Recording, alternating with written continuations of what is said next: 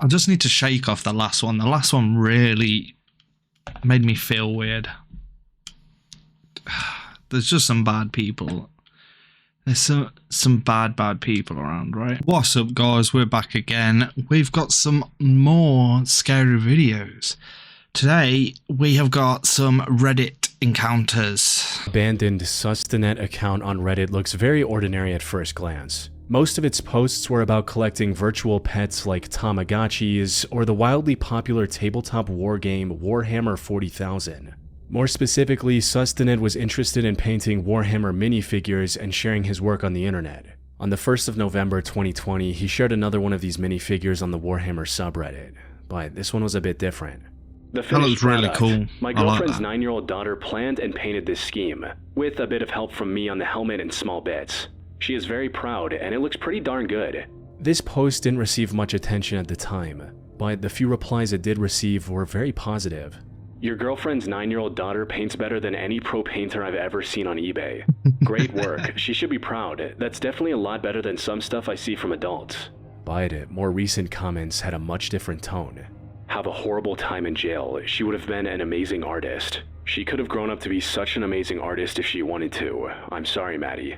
At first, it's unclear what they're referencing, until you look a bit further. The incident started on February 26, 2024. At around 4:30 p.m., Jennifer Soto went to the Hunters Creek Middle School in Orlando, Florida to pick up her daughter Madeline, or known to most as Maddie. But when she asked for Maddie, school staff told her that her daughter never arrived that day. Jennifer initially presumed that Maddie must have gone to her grandmother's office, which was close to the school. Unfortunately, she wasn't there either. So she began searching for Maddie in the surrounding areas on her own, and also told someone to call the police. 911, what's the location of your emergency? And do you need police, fire, or medical? Police possibly. I'm reporting a missing child.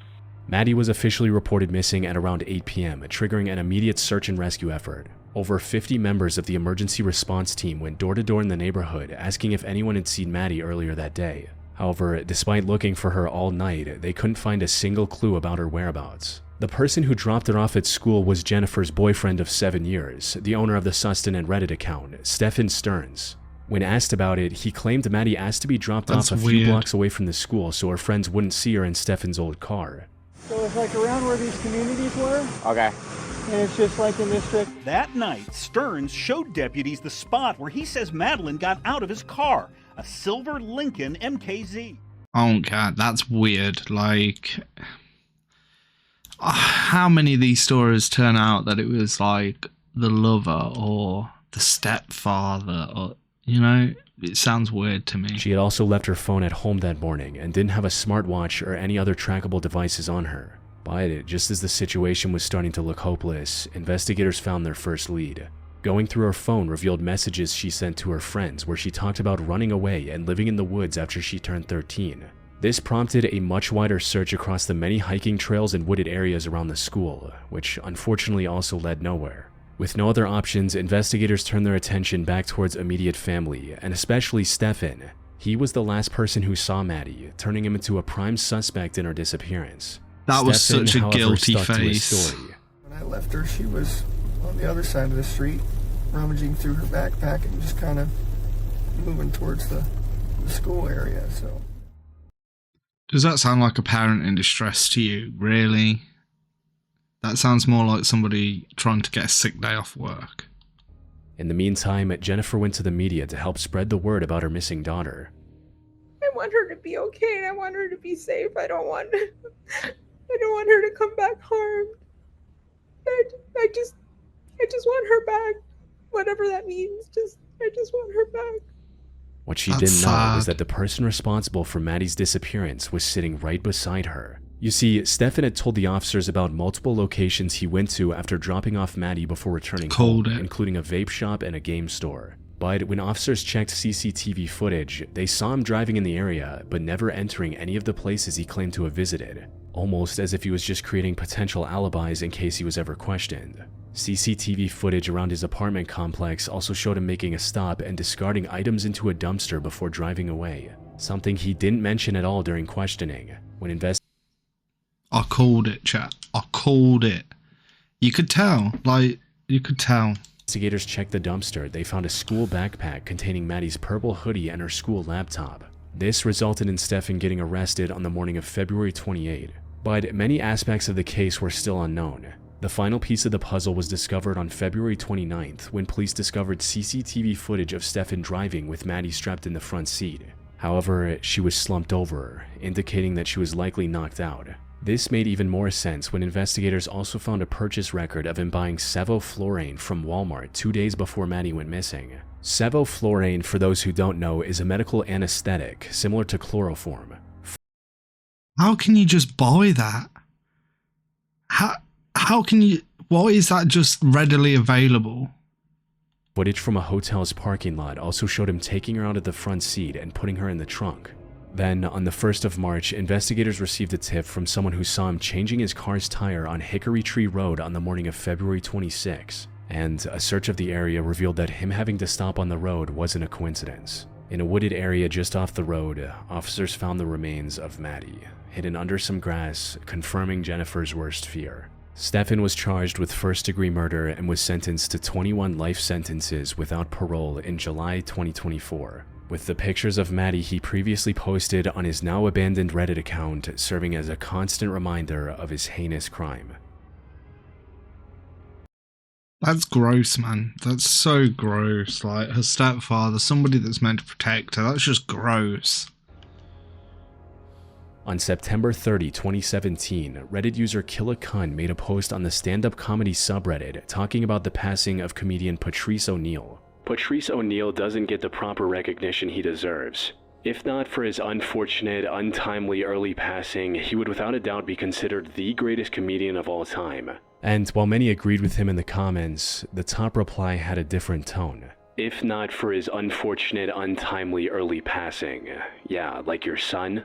This comment was referring to the tragedy that happened just 3 days after this post. Almost a year before this post, the OP posted a picture of a baby holding a computer mouse to his ear titled, "My son thinks everything is a phone."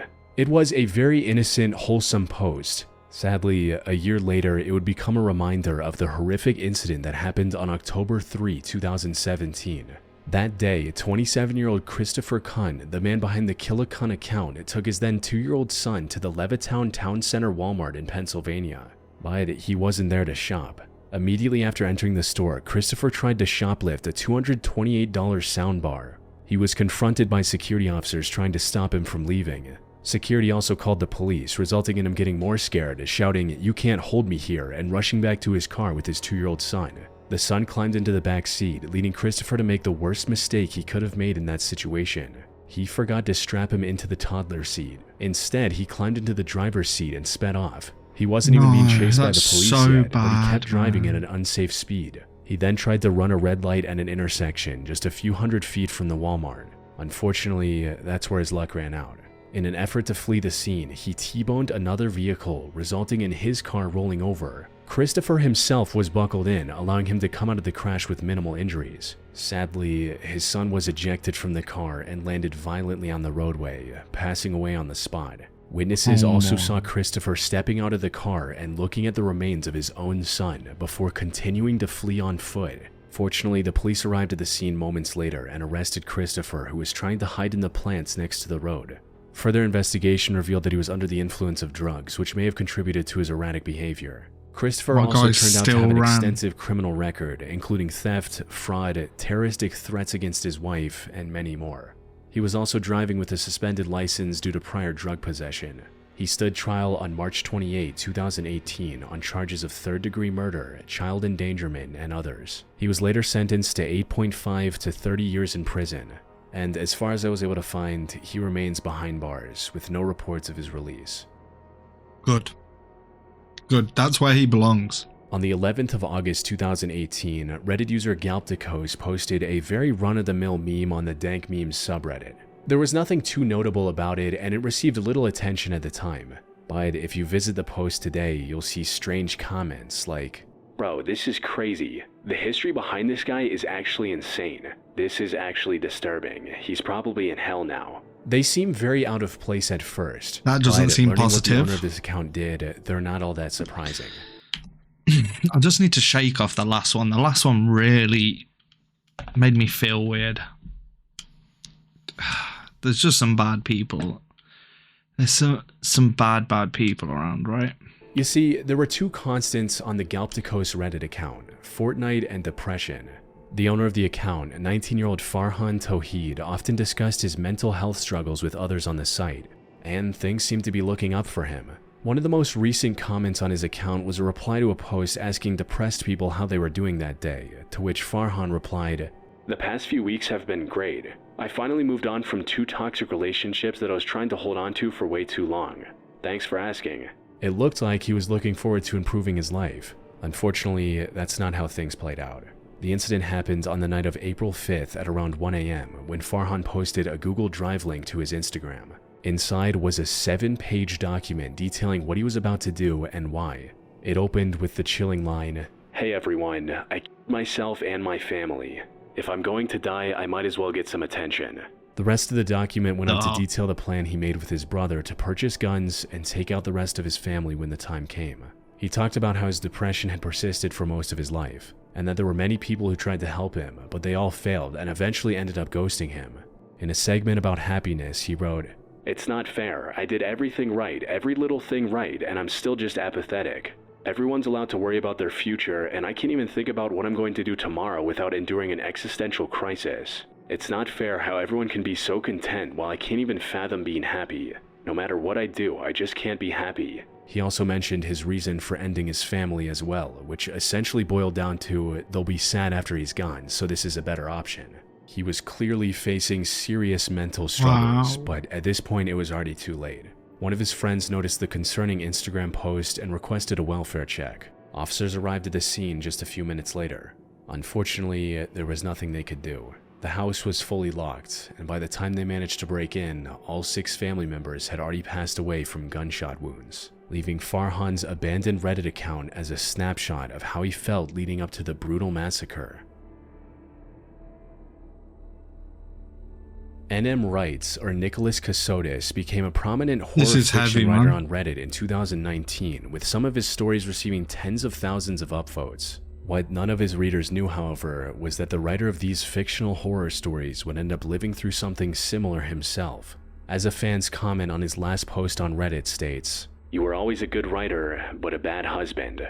His crime first came to light on December 2nd, 2022, when a group of hunters found a human torso inside a plastic container at a hunting park in Riceboro, Georgia. When police arrived at the scene, they found another plastic container and a knife nearby. A more thorough search of the area also revealed several other dismembered parts of the same person, scattered in a 3-mile radius of the initial finding. Unfortunately, it took until May 11 to identify the person through DNA testing. This turned out to be Mindy Cassotis, a 40-year-old woman from Savannah, Georgia. The very next day, police arrested 40-year-old Nicholas Cassotis, known online as N.M. Wrights, as the prime suspect in the case. He was married to another woman named Samantha by this point and was living with her in Pennsylvania. Investigation into his past revealed that Mindy Cassotis was actually his second wife. He got divorced from his first wife and was ordered to pay $1.5 million in alimony in 2016.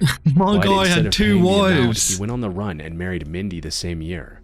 They ended up moving to many different places over the years, eventually settling in an Airbnb with their parents in Savannah, Georgia. Then, on the 1st of December 2022, he told her parents that she went to the hospital for high blood pressure related issues. There, the situation got worse and she ended up passing away due to a stroke. Not long after that, he moved to Pennsylvania to marry Samantha, his now 3rd wife. This appeared to be a very open and shut case of him taking the life of his wife and running away to a new location to hide. He stood trial on August 5, 2025, and that's when he came out with his version of what happened, which to any of his readers sounded like another one of the fictional stories he used to write on Reddit. According to Nick, his name appeared in a 2016 article about exposing a scandal in the US military. Looking through that article now, it shows that his name was only mentioned in passing and had little to do with the scandal. But according to Nick, he started experiencing strange occurrences after this mention, like unauthorized charges on his bank account or mail disappearing from his mailbox. So he contacted the FBI, and that's when he met an FBI agent named Jim McIntyre. Nick claimed that Jim became his handler from that point on. He managed his finances, helped him move several times to avoid the powerful people who were after him, and even helped him sell one of his horror stories to Sony. Jim even went as far as to get him a remote job at a software company. This resulted in him and Mindy fully trusting Jim and doing everything he said, even sticking with him through disagreements. But you didn't cut ties with Jim, correct? We did not, no. Mindy felt that Jim was our, our angel. She said, he had made mistakes, but, we would be in the position to fix all those mistakes. And if we stopped working together, then who knows, if his resolve to see this end in our favor was going to go away, Nick then That told the makes no same story he sense. told her parents, that she went to the hospital for a checkup and ended up passing away. He also added that the hospital had cremated her remains before he could see her. Mindy's mother later testified that she believed Nick because she had no reason not to. He also told her that Mindy likely died due to the carelessness of a nurse and that he was going to file a lawsuit against the hospital, but instead of following through, he left her house not long after. This story he was giving already sounded like fiction by this point, but Nick stayed adamant that every part of it was true. Maybe he thought this would be enough to convince the jury of his innocence, especially since there was no direct proof of his involvement. Unfortunately for him, the prosecution came prepared with undeniable circumstantial evidence. For instance, purchase records revealed that he bought things like latex gloves, a shovel, and a hunting knife set leading up to the crime. Cell phone data also showed that his car was present at the hunting park in Riceboro, Georgia on December 1st. Most importantly, investigators discovered that he was in a relationship with Samantha while he was still married to Mindy. He likely wanted to be with Samantha but didn't want to go through the divorce process again, so he decided to end her life instead. He also tried to cover his tracks by sending an email to Mindy's parents from a burner email account. Like, that's easier. Killing your wife is easier. It's baffling to me. Claiming that he had died in an accident just so they wouldn't think of coming after him. Nick believed that writing horror stories about familial crimes gave him the ability to lie his way out of the consequences of his actions. Fortunately, he was sorely mistaken. The trial ended on August 14, 2025, and he was sentenced to life in prison without the possibility of parole. That's the craziest one, man. He thought he was going to get away with it. He literally thought he was going to get away with it. Let me know if any of them creeped you out. Something different rather than ghost videos. They're a bit heavy, I know, but we can't always have the ghoulies, can we? Anyway, much love. Peace out. Catch you next time. Bye.